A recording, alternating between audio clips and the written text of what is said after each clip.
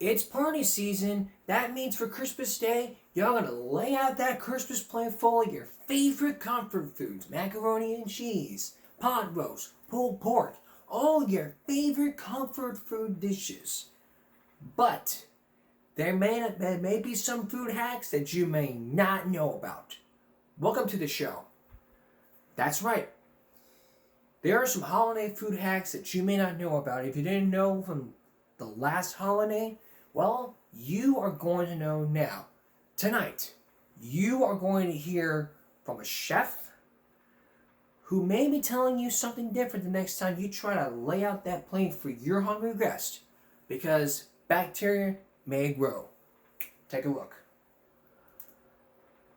Cheers! How long is too long to keep your food out during the holidays? Did you know that you have a 2-hour window for your charcuterie board to stay safe for your guests to eat? Only 2 hours. Only 2 hours. I did not know that. Because after that, bacteria forms and your guests can get sick. Jason Goldstein, a chef and food blogger for Chop Happy, says, as a reminder, set a timer for 1 hour and 45 minutes. Then that gives you 15 minutes grace period when your alarm goes off. Once that happens, that charcuterie board needs to go back in the fridge. Jason says the 2-hour rule also applies to shrimp cocktail, even if you put it on ice. We're going to put the ice into a pie plate or any bowl that you have. Nestle the cocktail sauce in the middle. Everyone will be happy and not worry about whether the shrimp went bad or not. But you still have to remember the 2-hour rule. So you still do not want this to stay out more than 2 hours, even though it's on ice. Even reheating meat after sitting on a platter for 2 hours is a no-no. Did you know that if you try to heat things up in the oven after 2 hours, there's still bacteria that are heat resistant, so you can still get sick, even if you heat it at a high temperature. I did not know that. And nobody likes a double dipper. Did you just double dip that chip? You double dipped the chip! You can actually create a chip with a dip already on it. Now you know. Cheers! And now we cheer with some common sense. So let's throw a little common sense out there for all you double dippers out there. No double dipping. I know like a French dip is your favorite dip and all. You want to go all double dip and all. Hey, I understand you like the double dip, but we have to save it for other people. You don't go the double dip, triple dip. I like that idea. If you want extra, take a chip, take a spoon, take the dip, put on the chip, and eat it. Sorry, there you go. That's it. It's that simple. And we've been trying for the past few days we talked about E. coli in our vegetables and our meat. But here is a preview of something you may see next week on next week's broadcast, right after Christmas.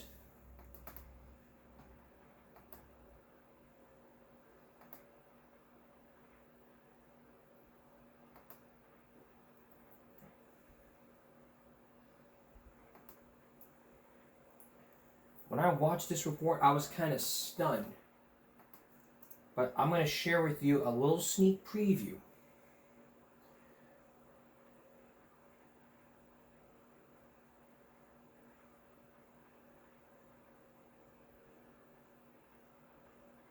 Hang on 1 second here.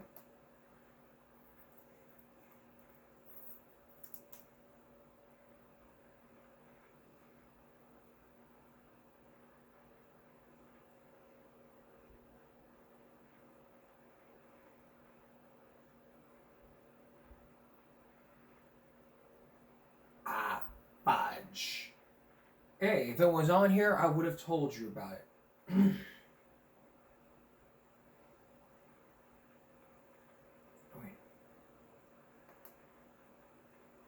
Here. This may take me a while, but we are going to. I'm going to tell you, it was a Dateline. It's a Dateline story about E. coli.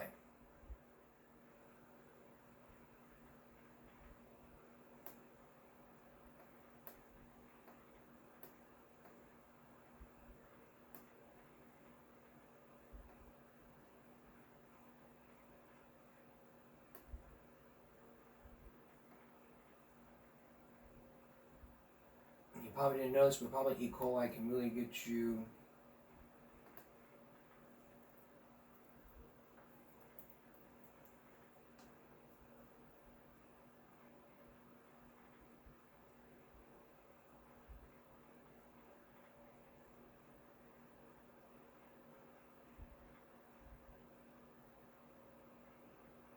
Nope, it's not on here, but if it's uploaded, we'll let you know. But it was a great great deal on Sir Albany Call. Victoria Cadere was the reporter, and really,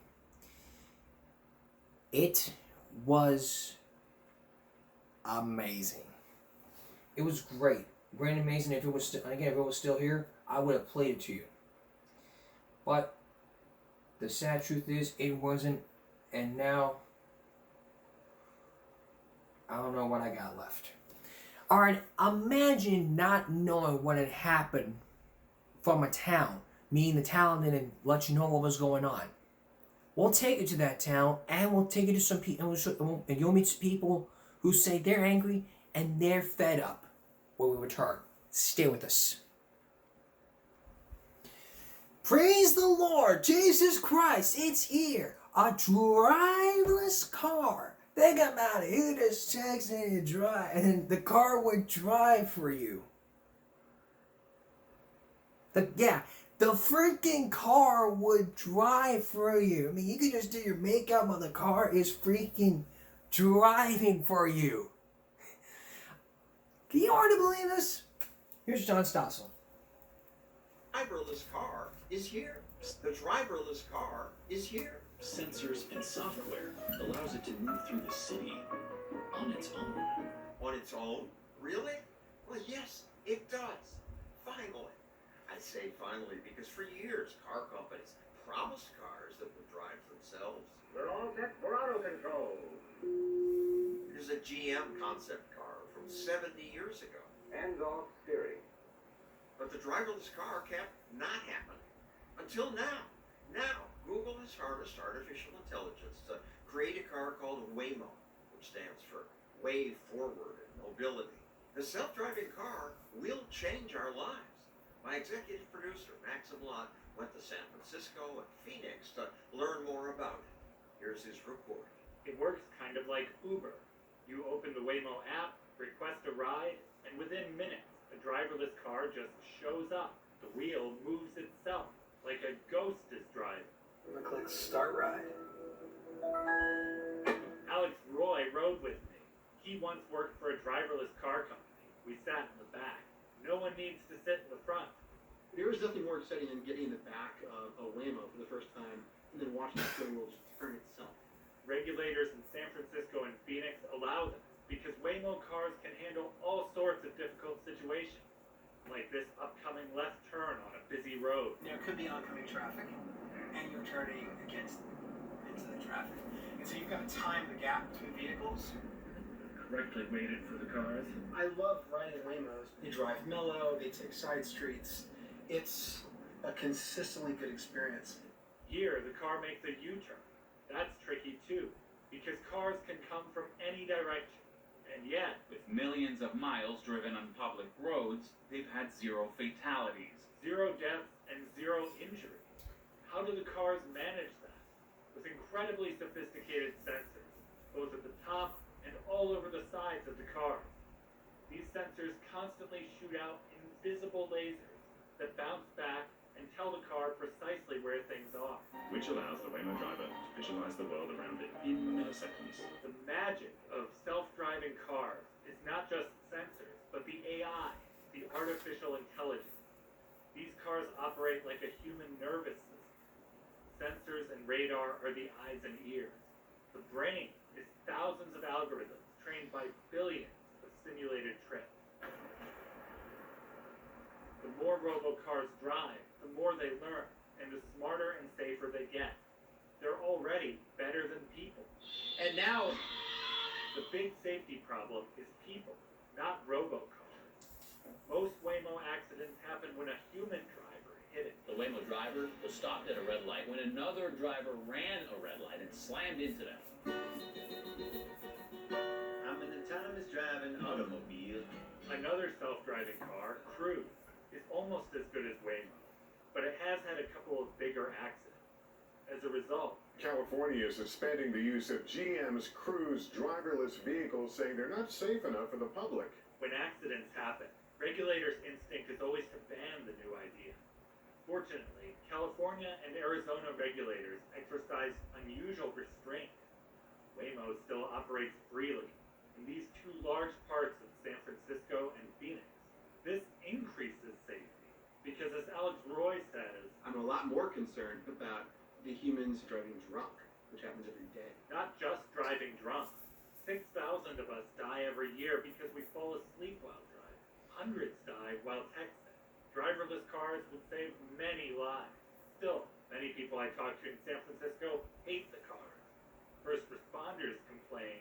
They freeze in front of us. It's still a 15 to 30 minute fix. Waiting for a technician. That's time we don't have when the building's on fire. The driverless car companies say they'll make adjustments to let first responders move the cars in an emergency.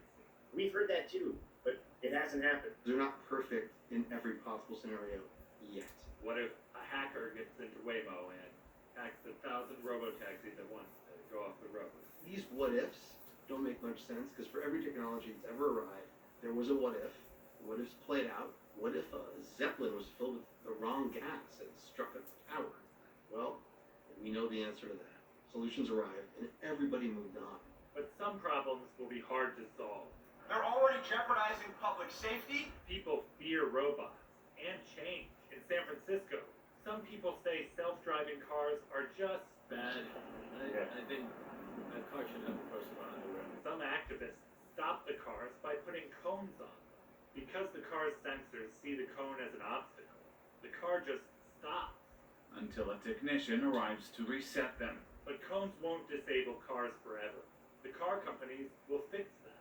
A robotaxi that's stopped because of a cone could also just back up, the cone falls off and proceed. Other human problems will be harder to fix. This man attacked a cruise car with a hammer. Fortunately, not everyone is so negative.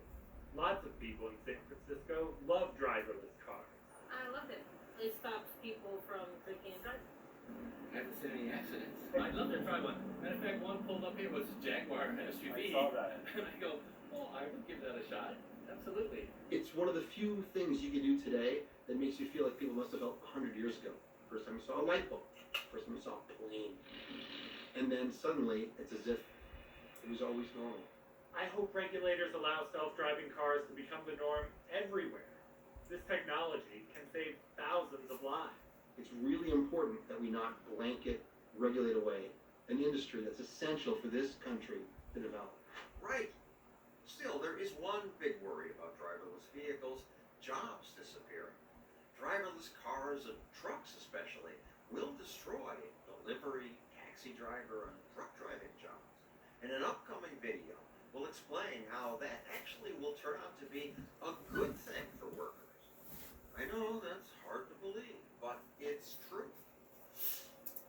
And that's what we'll talk about in the next episode. So once that next video, once that upcoming video airs, we'll let you know what happens. But I really do think it could help. I mean, it could reduce drunk driving. It could reduce drunk driving, texting while driving, sleeping while driving. It can reduce the accidents. It'd be a great safety issue. Heck, I'd imagine it was here in this city of Corpus Christi. We're here in the state of Texas. Everybody would be safe. Wouldn't you think so? People in Texas would even say it doesn't make any sense. Only in Phoenix, only in Arizona and California. Not here in Texas. I mean, they may just cut back on deliveries, but it might be a good thing. But you know what? We'll never know. We'll never know. Coming up, residents of one tiny town fight back against the dangerous chemicals and the company they say were ruining their lives.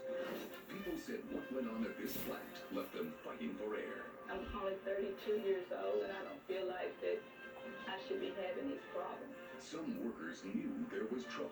We're just pressured to get the loads out. No regard to safety of the employees. Then someone new came to town and gave them the power to fight back. You'll hear, coming up next, you're going to hear from this woman and all the others in that city who have complained, who have said, we never knew about this, we weren't even told. But you'll meet that somebody who told them what happened. Stone Phillips has that story. Stay with us. Imagine if you, your child, and your neighbor got sick. No one knew why.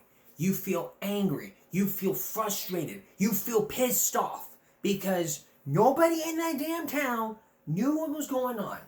Now imagine the town told. Now imagine that you knew that the town didn't tell you what the hell was going on. Tonight, we're going to take you to that town, and you'll meet one person who stepped up to the plate and found out what the hell was going on. Here's Stone Phillips.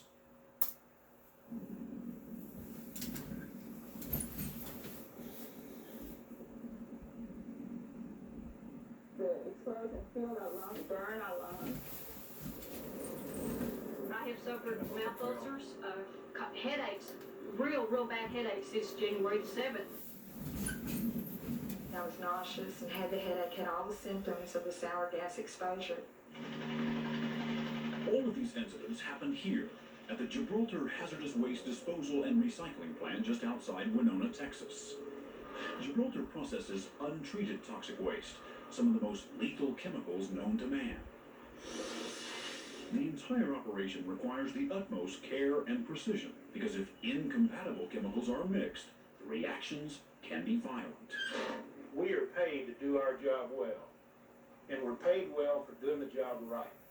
John Motley is founder and chairman of Gibraltar. The company president is Mike Stark. I love the earth. I love the outdoors. I wouldn't be associated with a business that is accused of doing the things that our antagonists and our protagonists say that we do. But ever since it opened 12 years ago, Gibraltar has been cited for violating its permit. Not once or twice, or even a dozen times, but hundreds of times, causing groundwater contamination and toxic air emissions. We don't know what we were exposed to, and these fumes were in our home. It made us sick. We were sick for 3 days. Wanda Irwin and her husband Danny, who live just a quarter mile from the plant, say they've been subjected to fumes and odors for years, some of the worst coming on holidays. You walk out the door, and the first thing you smell is Gibraltar. All these toxic gases hit you in your face, and your kids can't even go outside and play with their toys on Christmas morning because the fumes are so bad. The Irwins say that nearly everyone in their family has been sick with stomach and or respiratory problems. 2 of the children have had seizures. Wanda's had all kinds of ailments. I have liver problems. My heart will speed up sometimes past 200. I've had blackouts. I'm only 32 years old, and I don't feel like that I should be having these problems. Are you having numbness in your legs or arms? Right arm. Right arm, okay. The fact is, in this town of only 457 people, there have been numerous unexplained medical problems, causing enough concern for residents to launch their own 5-year health study. Try it one more time. This 7-year-old has a growth problem. She's still wearing size 4 toddler clothes. Her sister was born with tumors in her mouth and red toes. This little boy is in the early stages of Elephant Man's disease, and it does not run in his family. We have never had a violation or done anything which was an imminent danger to the environment or to human health. So all of these odors and these burning sensations that people complain about, these are imagined? You look at the number of complaints and go back and look at the number of people and you'll find the same complainers all the time. One family that frequently complained is Marion Stike and her son Randy, whose house is located just 2 miles downwind from the plant. I would be working in my yard, and chemicals, I would just be engulfed in a plume of chemicals. It might not last for 3 or 4 minutes, but I would be deathly sick. Mrs. Stike says after a toxic emission in October '91, their chickens stopped laying eggs, and her breasts began lactating as if she were pregnant at age 66. They were swollen up under my armpits like that. My daughter came to hug me for my birthday, and I couldn't take her hug. It was too painful. Mrs. Steik has also suffered headaches, memory loss, and uncontrollable trembling, caused, her doctors say, by chemicals in her blood. They say the yellow and blue areas in her brain scans show impaired functioning, consistent with chemical poisoning, and told her she had to move. I wanted to live in my home. I wanted to live in my grandma's house.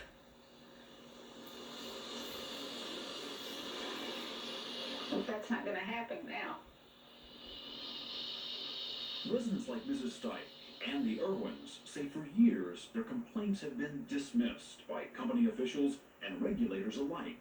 Gibraltar paying fines and promising to do better, but nothing ever really changing. I have gotten so tired of calling and nothing happening. I tell her, I said, why you call them all the time?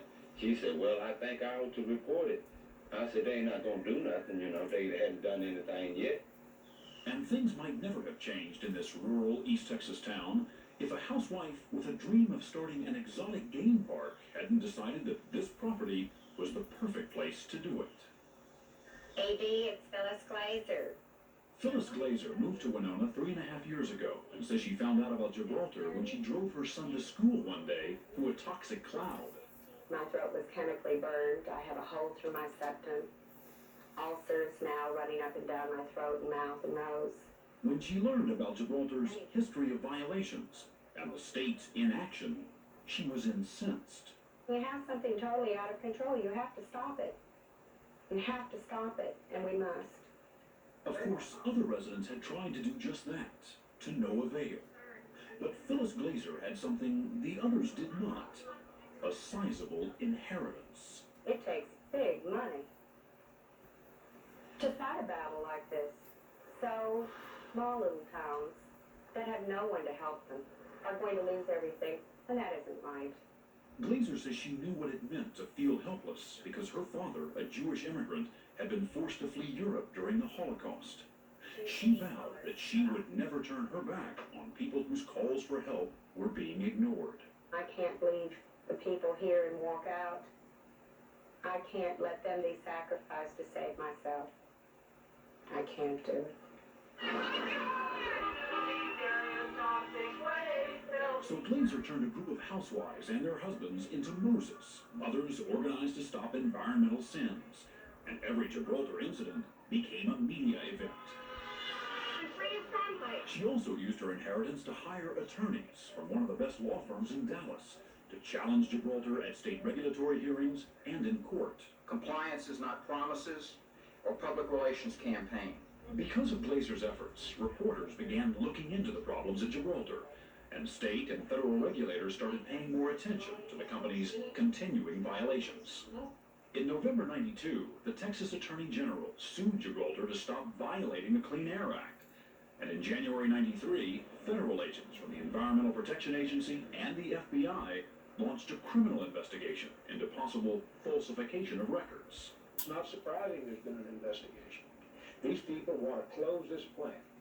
They will stop at nothing. What this company has been experiencing from Phyllis Glazer is environmental McCarthyism. I'm their worst nightmare, and darn proud of it. We are proud to be professional environmentalists, and we thank you for the opportunity to express that. With Glazer attacking on all fronts, Gibraltar staged a demonstration of its own, bussing in supporters and employees to turn this state hearing into a company pep rally. I am an employee at Gibraltar Chemical Resources, and I do say that with pride. We attend monthly safety meetings to keep up to date. Our records are double-checked, not only by us, but by the management team. And It was a heart-rending thing to hear those people talk about how well they thought the company performed. I couldn't have been more pleased. But Mr. Mobley might not be pleased with what we heard from some other employees who asked us not to reveal their identities for fear of losing their jobs at Gibraltar. We're just pressured to get the loads out with no regard to the safety of the employees. The equipment we use is old and worn out and completely inadequate for the job. People are constantly doused with chemicals that stay in the clothing all day, all night, that soak right into the skin. Are workers commonly doused with chemicals? Absolutely not. The regulators wouldn't allow hours to run a facility like that? Deny, deny. They never did anything. They didn't even smell any odors. The matter before you today is extraordinary. Finally, last fall, after years of company denials and government inaction, a showdown at the state capitol. Phyllis Glazer, John Mobley, and Gibraltar President Mike Stark, all present. The increase in temperature and pressure was so great in the tank that it blew the mixer gasket out of the top of the tank. There had been yet another accident at Gibraltar, and the company had waited more than 24 hours to report it, in violation of the rules. The newly formed Texas Natural Resources Conservation Commission was voting on an emergency order to temporarily shut the company down. We blew it. We flat blew it. While apologizing for the incident, Mobley said shutting the plant down, even temporarily, was unnecessary, and that the problem was being blown out of proportion once again by Phyllis Glazer. And I hope that you will realize that there is an effort to close this plant by a malicious group that doesn't use facts. I'm asking that the state of Texas and this agency protect us from Gibraltar and its environmental insult to our health and environment. This time, at last, the state of Texas acted. I move that the emergency order proposed by the executive director be entered. Gibraltar was ordered to cease operations until it could prove it was able to properly manage toxic waste.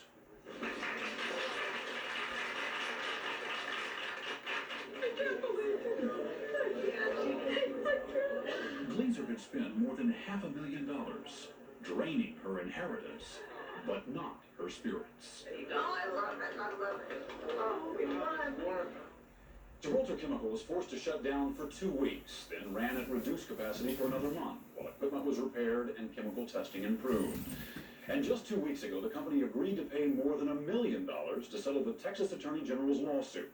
About half of that money earmarked for upgrading a local water system.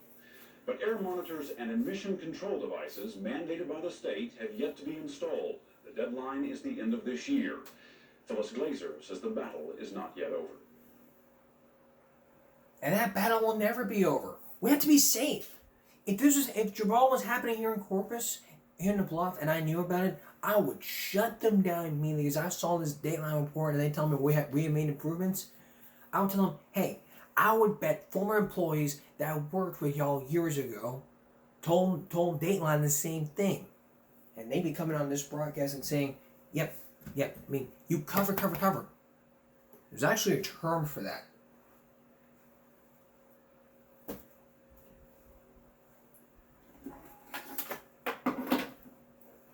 See over there? That's called sweeping under the rug, or sweeping it under the carpet. When you, let me tell you, when you sweep, you deny it. You say we're gonna deny it. That means you just swept it under the carpet.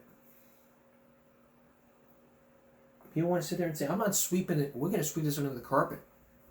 When you sweep under the carpet, you just sit there and deny legal terms. I mean, look at the definition of sweeping it under the carpet.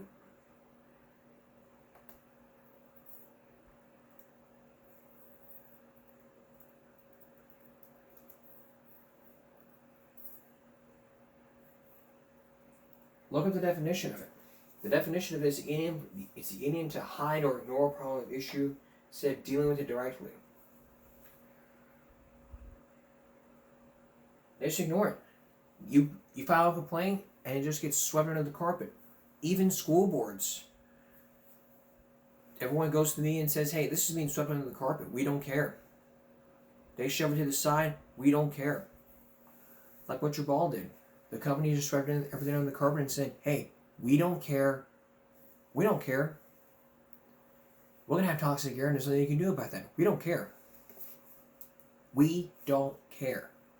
That's all their message is. We'll sweep it under the rug and we don't care. That's just all it is. We don't care. That's all they say. They sit there and say, hey, we don't care. We don't want it. We don't care. We don't want to care. We're not going to care. There's nothing you can do about it.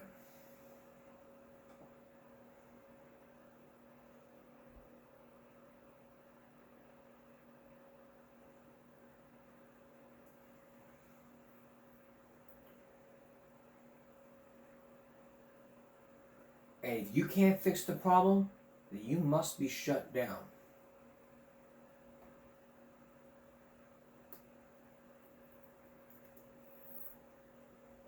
And when you don't do the things right,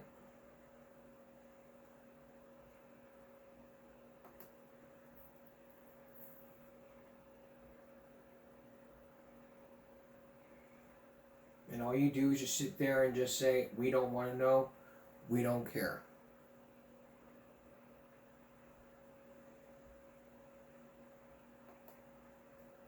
Alright.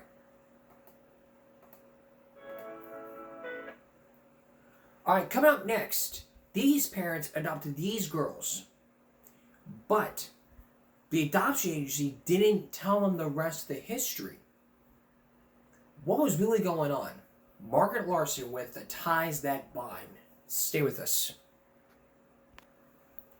For millions of parents, adoption can be a great thing, but imagine having 3 biological children, and then you want to have adoptive children.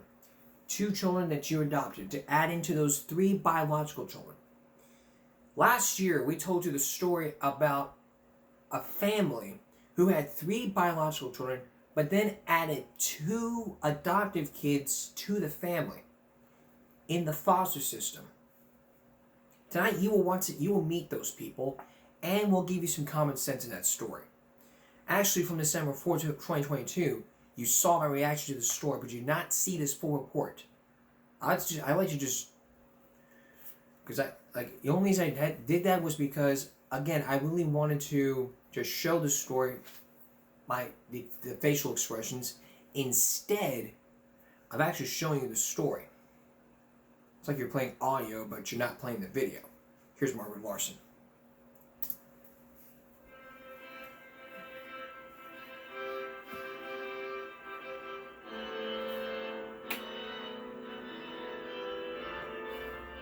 The story of the Lutz family began as most do, with a wedding. 2 academics with promising careers. Mike Lutz was a professor of philosophy, a rising star at Notre Dame, and a professor of literature at nearby St. Mary's.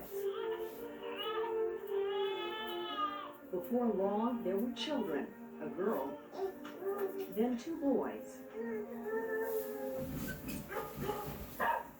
Ann and Mike bought a comfortable suburban home in South Bend, Indiana. They seemed to have it all. In fact, so much, it felt natural to share it. But nothing in their world prepared them for the kind of pain those good intentions could cause. We both had wanted a larger family, and we somehow thought that 3 biological children was probably enough biological children. And we never joined the Peace Corps or the Paper Volunteers, so we thought we could adopt children. An agency handling welfare department adoptions offered 2 girls, sisters, Sandy, who was almost 4, and Julie, a year younger. The Lutzes say they were told the girls' mother loved them, but couldn't keep them because of a drinking problem. We had also been told that they were abused and neglected. They say the social worker didn't volunteer details, and the Lutzes didn't press for any. At the time, they didn't think it mattered, believing a loving home and a fresh start could conquer anything. They took their 3 kids to meet the girls at the zoo. We thought they were marvelous. We just fell in love with them instantly. They were so cute, they were so tiny, they were so sweet, they were so vulnerable. Over popcorn and treats at the petting farm, Mike and Ann decided to adopt them. Sandy was real delicate, Julie was real kind of funny, smiling. They just charmed us. They were little and cute. Joe, the middle child, was 6 then. Lori, the oldest, was 7. We had lots of romantic visions, at least my sisters and I did, of how the 3 of us would live together. I didn't have any sisters when my sisters came. Just 3 weeks after they met, Sandy and Julie came to live with the Lutzes for good. Each one of them had a brown paper bag, a grocery bag of clothes, and 1 stuffed animal. And a scrapbook from their foster mother. A few photographs, old valentines, and a lock of Sandy's hair were all that had been saved of the girls' past. They loved the house. They went all over the house. And they went in all the bedrooms and all the closets. They were happy here. They seemed to be happy here. It all started with such high hopes, the Luxes had no idea what was coming. The adoption agency had held back an extensive file on the girls, information about the traumas they had suffered in their young lives. Without those details, Anne and Mike were almost totally unequipped to handle what would happen next. When did you first notice with each of the girls that there might be problems here that you had not anticipated? The first day. The first day? The first day. From the very start, there were signs of trouble. At the backyard picnic table, when dinner was over, everyone got up to play, except Julie. She cried, she whimpered, she just didn't want to move on. She wanted to keep on eating. No matter how they tried to convince her she was full, Julie just wanted more, eating as though she could never get enough. In the meantime, 4-year-old Sandy was busy dumping buckets of sand all over the lawn. And so I would go up to her and say, okay, now let's keep the sand in the sandbox. And she couldn't hear me. She couldn't understand what I was saying. What do you mean she was just glazed over? She just looked off into the distance. And we just weren't communicating at all. It was an inner feeling. Did it scare you? It did. Enormously. That night, things got worse. As Sandy slept on the top bunk in the girls' room, she rocked violently. And she actually rocked so much that the bed and the trundle bed shook. You could hear it. You could hear it in the living room, thrashing. Sandy would thrash in the bed, cast herself from one side of the bed to the other, really shake the floor upstairs. I remember thinking, boy, this is really weird. For months afterwards, Lori had to sleep on a cot inside the closet to escape the racket. And you just think, this is not right. There's something behind this kind of behavior. What dreams was she having? What was she working out? As if she were trying to escape something. In those first days, Anne and Mike were worried enough to consult the social worker, who seemed to think the girls just needed to settle in. But time didn't help. Julie, the little girl who wouldn't leave the picnic table, sneaked into cupboards and ate whatever she could find. Whole bags of cookies, 30 pieces of gum. She couldn't spend time in the kitchen alone because she would simply go and eat. And she would eat continuously? If allowed, yes. Anne and Mike were so taken up with Julie's food problems, they almost didn't notice what Sandy was doing. She'd begun taking things from around the house, hiding them in a room, always detached and never wanting to be touched. The image of her as someone sort of creeping around the house, crawling around underneath the table and things like this. Less than a month after they'd taken the girls in, Anne and Mike felt their family life spinning out of control. So they arranged for a meeting at the welfare office, now ready to search out more about the girls' past. Reluctantly, a caseworker revealed part of their file. And she would read out sentences to us and ask us if this is what we wanted to know. And after every sentence she would say, is this enough? They say what they were told was overwhelming. The girls' parents were both alcoholics. The children had shuttled in and out of foster care, never living anywhere for more than 6 months. Julie had been hospitalized at 3 months for malnutrition. Sandy had been taken away repeatedly after social workers found bruises all over her face. The details were so painful, Anne and Mike said no more. They'd heard enough. Did you have a sense at that point that you might be in over your head? Yeah. Did you think about saying, I can't do this? No. They felt they'd made a commitment and couldn't go back, so they tried to ignore their apprehension, certain they could shape the girls to fit into the family. After all, they were only 3 and 4 years old. The assumption sort of is you're going to make them fit the mold you've already got going there. I think it's very hard to overcome that attitude. But over the next few years, Anne and Mike's confidence was replaced with frustration and anger. Instead of settling in, the girls' behavior became more disruptive. Both girls continually lied, took things from the other kids, and refused to apologize. And they seemed unwilling or unable to follow even simple directions. He did things over and over and over and never could seem to predict that the result would be the same. Ann and Mike's relief to get them into elementary school was short-lived. Before long, their teachers were complaining. The girls couldn't sit still, couldn't concentrate, couldn't seem to learn. Ann and Mike hired tutors and took them to doctors and therapists, but nothing seemed to help. Not knowing what else to do, they poured on the discipline, more rules, more structure. All that did was make everyone angrier. Ann and I would lay awake at night and talk about how it just wasn't working, and we couldn't deal with the problem. And then we tried to convince ourselves it would all get better. Through it all, they worried they were neglecting their biological children. Tension in the house was a constant. I could see her mom in the back door with a look of real stress on her face, but I can't remember why. Despite consultation with experts, Julie's eating problems persisted. At school, a teacher found her rooting through the garbage looking for scraps of food.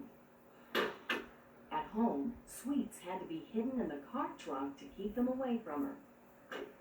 Food couldn't be a kind of source of joy and a center of family life. Going into a restaurant and having a meal, that was a problem. Even 7 years after her adoption, when Julie was in the 4th grade, the school nurse caught her stuffing herself with other kids' leftovers. Ann and Mike were worn down, irritable, knowing now that their impatience had become part of the problem. Did you think you were a bad parent? Oh, definitely. Sure we did. That we just weren't successful in dealing with these problems. Ann's stress was compounded by a gut-wrenching guilt. Deep down, she knew her adopted daughters needed acceptance and love. But to her horror, what she felt was resentment. I would go in to kiss them at night, and I would think, I don't want to kiss them as much as I want to kiss this other child. And I was always coming up short, judging myself not doing this right. And the adopted daughters in your family could feel that. Oh, there is no question. They were so sensitive. And I knew they could feel it. That makes the guilt so much worse. I knew they knew. Mike, too, was feeling guilty and inadequate as an adoptive parent, and because of that, he cringed at the praise of friends and colleagues. The kind of constant reaction of people was, what a wonderful thing you're doing, what saints you are, what great moral heroes you are. And we knew that we were botching it, we weren't doing things well. In some ways, blaming themselves was easier than considering the alternative. There is the thought, there's constantly the thought that perhaps there's nothing you can do. Had the girls been forever damaged by early childhood traumas?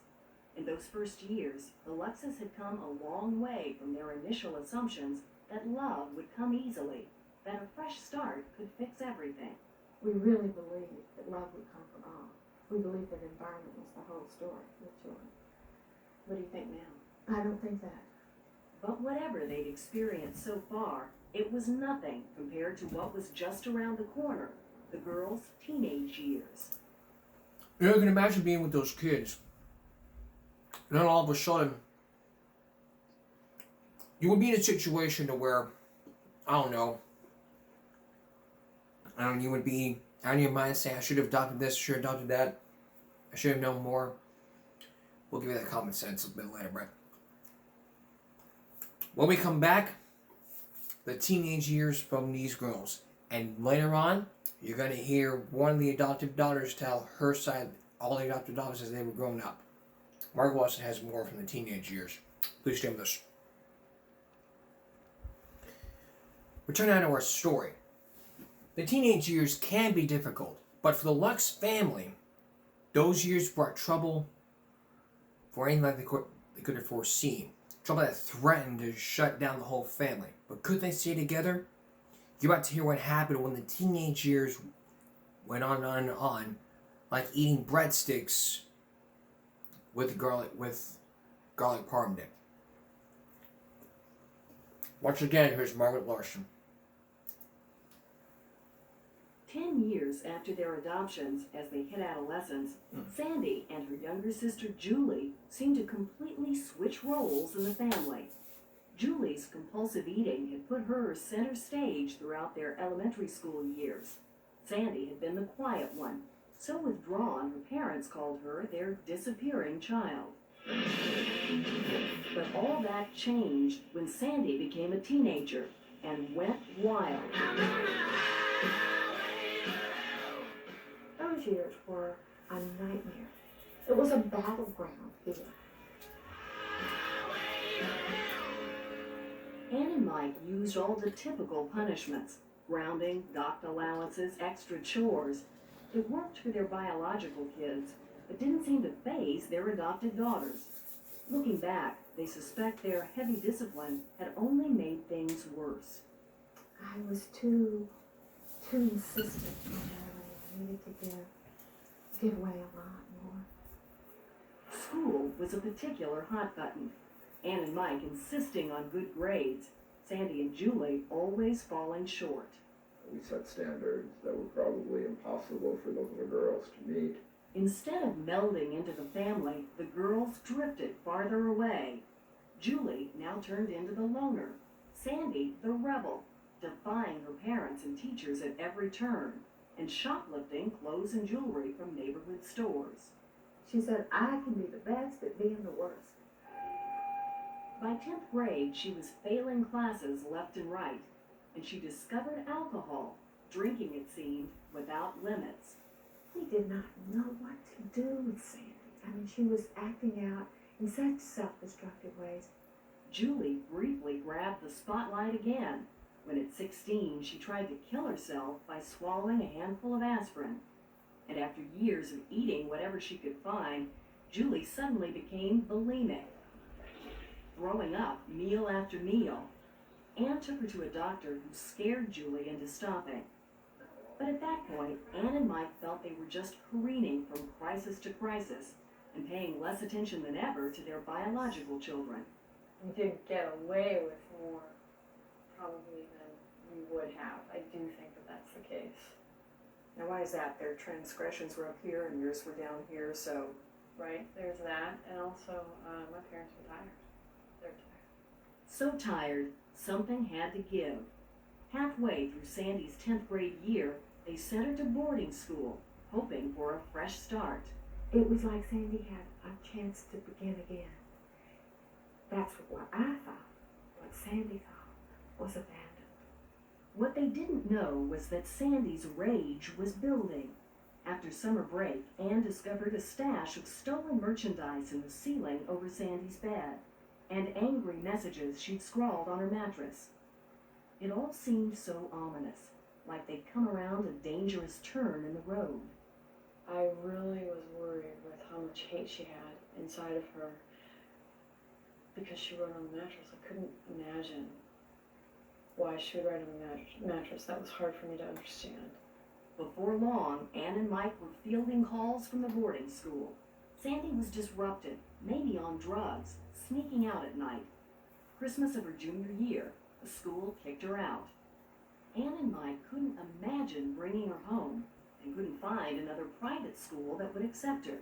Truthfully, were there times along the way that you wanted to say, that's it? Yes, we really did, and we thought seriously about terminating the arrangement. Instead, they found a nearby home for troubled teenagers and hoped again for a new beginning. But like clockwork, the reports flooded in. Sandy was cutting classes, spitting food on people, and having sex in the parking lot. Most of all, she was furious with her parents. Mike installed deadbolts around the house, concerned Sandy would get out and come home to harm the family. A few months later, they got the call.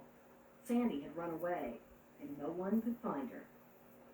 2 weeks later, Sandy found an unlocked door at home and sneaked in. She stole things, clothes, jewelry, even kidnapped the family dog. She and the dog turned up a week later, but the episode landed her in the juvenile detention center. There, she underwent a mental health evaluation, and for the next year, bounced from one expensive mental hospital to another. each move sending her into hysterics. She would just run wild the first few days. Tear off her clothes. She was just in despair. Eventually, there was a diagnosis: borderline personality disorder, most likely brought on by early childhood abuse. At 17, Sandy escaped and hit the road with a group of truckers. She was raped, then picked up by police and returned to the mental hospital. But just after she turned 18, the hospital's treatment limit of a year expired, and they released her. Ann and Mike desperately searched for more help, but the best place they could find was a halfway house. From there, though, it was a short trip to the streets. Sandy got hooked on crack and soon found a frightening way to support her habit. It was a gradual move downward. We could see it coming. To Ann and Mike's horror, Sandy, the quiet little girl who didn't like to be touched, became a prostitute. We could see that there wasn't any other way she was going to be able to be in life. Does that make sense? She couldn't keep a job. She wanted to have something different every single day. She had to have an adventure. Love, risk, a thrill seeker. Before long, she was arrested. Her name was in the paper. I really felt for my father. The view is... By this time, Mike was a top administrator at Notre Dame, and his daughter's arrest was big news. It was embarrassing, sure. But people were quite good. Nobody said much. The problem is you're losing your daughter. It doesn't really matter who knows. By then, the biological children were off to college, then graduate school, and careers. But Sandy was on a different path, a regular at the county jail, arrested 30 times in 5 years for disorderly conduct, public intoxication, and prostitution. To her family, she seemed one small step away from death. I had a dream that I would be asked to identify her body. And I felt it, and it was like play. And I think that's the kind of fear that a parent of a child like this has. Julie, too, was all but lost to the family. Just before she turned 18, she left high school, moved away, and got married. After 15 years of heartache and turmoil, the adopted daughters were finally gone. Anne thought she might get her life back. But in her now quiet house, and to her enormous surprise, she found no relief. Instead, she missed them and began thinking about the girls without focusing on the battles. They had great senses of humor. They were daring and brave. Suddenly, she realized how much she loved them. Not the automatic kind of love she felt for her biological kids, but something else, just as real. And I think, looking back, that love comes very slowly, that they made us love them, that it was a gradual process. A process that made her see the girls had needed much less discipline and far more love and acceptance. Looking back on that was beyond painful. I was a failure as a mother, the thing that meant most to me. I couldn't love right, and I couldn't forgive myself. So she started to write about her family, to search for answers, to confess, to apologize. The writings turned into a newly published book called The Limits of Hope, dedicated to her adopted daughters. To Julie, who craved what Anne couldn't give. I think that Julie's hunger for food from the very beginning was hunger for love. To Sandy, who had suffered so much. We wanted me to be able to do all the things they promised, to erase it all, to take away all the pain, to love without boundaries. We wanted that, both of us. And I couldn't do it. Could her daughters ever understand, or more importantly, forgive? One of them had by now started a new life in another state. The other was dodging the law, and neither of them wanted anything to do with their mother. So Anne set out to try to make things right, to correct what had taken root in such good intentions, but had gone so wrong. But what gone so long might have been right. When we come back, the conclusion of the story, and we're going to hear both from the adoptive daughters and more from the mother. Stay with us. We'll have more. Please stay with us. We're not out of time for that adoptive story. We're going to have that for you coming up on Tuesday. Not tomorrow, because tomorrow's a Gear Work special on Home Alone. But we're going to have that for you on Tuesday. So come up on Tuesday, we're going to hear more of the story from the adoptive daughters and the mother and the father. Will Sunny and Julie ever forgive their adoptive parents? You'll find out more.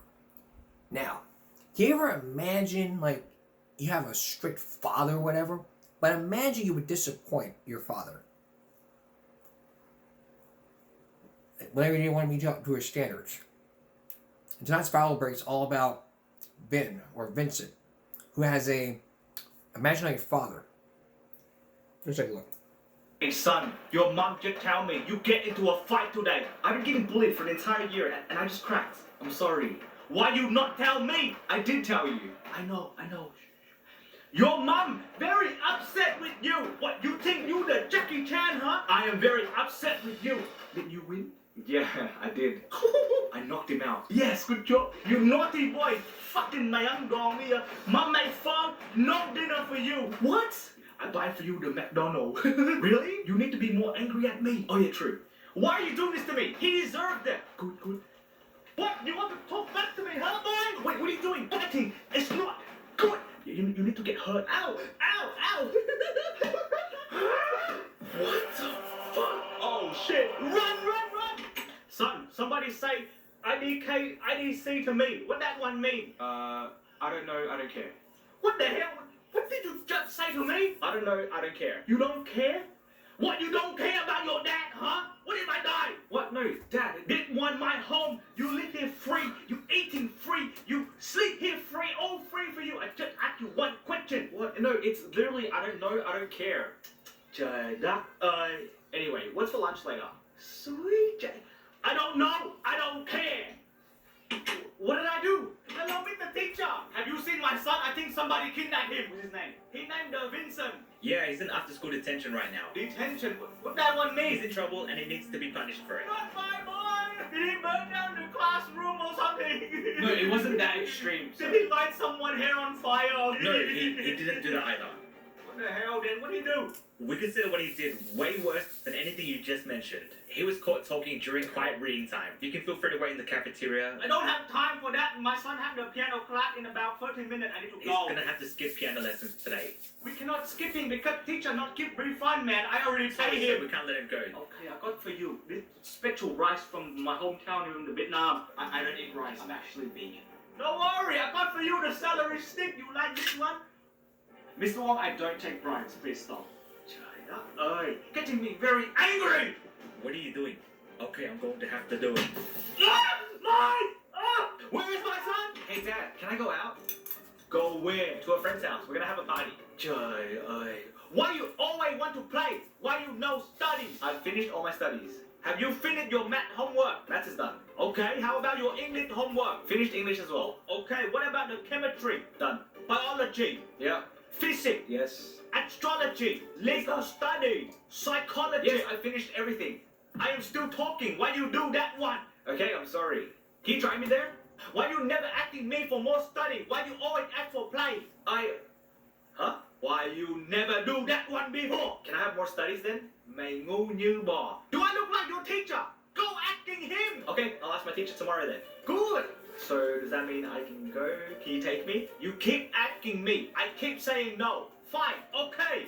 I take you. Wait, really? I take you to the heaven. Hey, Choo-choo! Hey, Sui J, your report card is here. That's just one of the best. So that's Give Me a Break for this Saturday going to Sunday. Everybody will see you again for his very special Give Me a Break on Home Alone. Follow us here on YouTube. Follow us here on YouTube and Give Me a Break. Stop only speaking on concentration on strike. That's Papa John's. Have a good night.